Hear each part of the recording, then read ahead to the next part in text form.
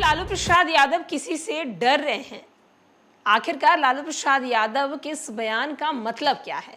नमस्कार, मैं श्वेता और आप देख रहे हैं news for nation. Rajad supremo Lalu Prasad Yadav के बारे में कहा जाता है कि वो कोई भी चाल चलते हैं या फिर कोई भी बयान देते हैं तो बेहद ही सोच समझ कर देते हैं, क्योंकि उन्हें पता होता है कि राजनीति में कब, क्या और किस वक्त बोलना है और कितना बोलना है। लालू प्रसाद यादव के बयान के मायने जो हैं वो बेहद ही अलग होते हैं। जब वो बयान देते हैं तो उस वक्त सभी को लगता है कि बयान आम है, लेकिन उसके बाद अगर उस बयान के बारे में सोचा जाता है, उस बयान को सुना जाता है और उस बयान के बारे में अगर राजनीतिक समीकरण निकाले जाते हैं तो उनके बयान जो हैं वो बेहद ही अलग होते हैं और उसके मतलब भी कुछ अलग होते हैं।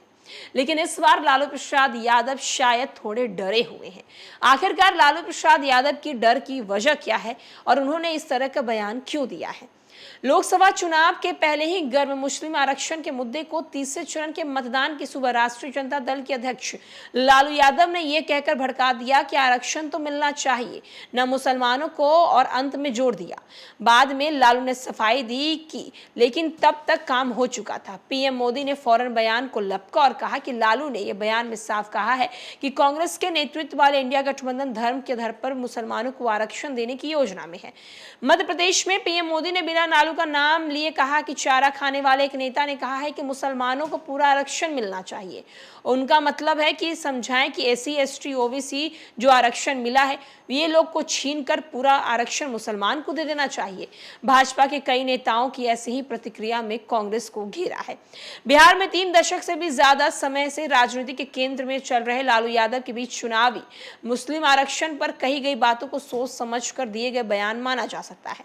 फायदा महागठबंधन को होगा या भाजपा को ये तो नहीं जान सकते, लेकिन ये कहा जाता है कि लोकसभा चुनाव के बचे चरणों में धार्मिक आधार पर वोटों के ध्रुवीकरण का इस्तेमाल आसानी से होता है। बिहार की 40 में से 14 सीटों पर चुनाव हो चुके हैं, 26 सीटों पर मतदान बाकी है। लालू यादव जिस समय सुबह लगभग 10 बजे ये बयान दिए उस वक्त अररिया, सुपौल, मधेपुरा, खगड़िया और झंझारपुर में वोटिंग हो रही थी। 12 बजे तक पीएम मोदी की तीखी प्रतिक्रिया भी सामने आई। लालू के बयान को बिहार के मुसलमानों और आरजेडी और महागठबंधन की तरफ खींचने की एक रणनीति के तौर पर देखा जा रहा है। वहीं दूसरी ओर ओवैसी की पार्टी ने बिहार की कई सीटों पर लड़ रही है चुनाव। 20 विधानसभा चुनाव में ओवैसी की पार्टी ने 1.25% वोट के साथ 3 जिलों में 5 सीटें जीत ली थी। बाद में उनके 4 विधायक राजद में शामिल हो गए। ओवैसी की पार्टी ने सीमांचल के पूर्णिया, अररिया और किशनगंज जिले में सीट जीती थी। ओवैसी इस बार 20 विधानसभा सीट लड़ रहे थे। उनकी पार्टी के प्रदर्शन के कारण राजद के नेताओं को लगता है तेजस्वी यादव की सरकार बनते रह गई। इस बार जो बिहार की 10 लोकसभा सीट पे लड़ रहे हैं, जाहिर है कि महागठबंधन को ओवैसी की वजह से मुस्लिम वोटों के बंटवारे का डर सता रहा है। ओवैसी ने किशनगंज के अलावा पाटलिपुत्रा, शिवहर, मुजफ्फरपुर, मधुबनी, वाल्मीकि नगर, महाराजगंज, काराकाट, गोपालगंज, जहानाबाद से चुनाव लड़ने का ऐलान कर दिया। किशनगंज में चुनाव हो चुका है। एआईएमआईएम ने शिवहर में राणा रणजीत सिंह, काराकाट में प्रियंका चौधरी, मधुबनी से वकार सिद्दीकी, मुजफ्फरपुर से अजरुल हसन को कैंडिडेट बनाया है। बाकी नाम का ऐलान अभी बाकी है। सीमांचल की कई सीटों पर ओवैसी ने जब लड़ने से मना कर दिया था तो आरोप लगाया जा रहा था कि इनका महागठबंधन के साथ अल्पसंख्यक वोटों का बंटवारा रोकने की साझेदारी बन गई है।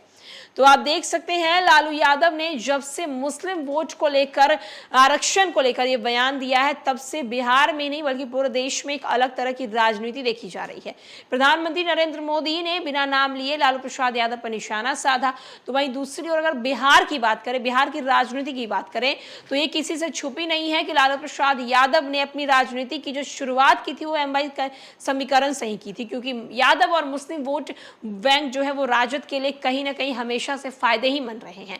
लेकिन इस बार लालू प्रसाद यादव थोड़े डरे हैं, क्योंकि ओवैसी जो है वो बिहार की धरती पे यानी कि बिहार की लोकसभा सीटों पर अपने दाव जो है वो खेल रहे हैं, और ओवैसी जो दाव खेल रहे हैं उससे कहीं ना कहीं सबसे भारी नुकसान जो है वो राजद को ही होगा। फिलहाल के लिए इस खबर में इतना ही।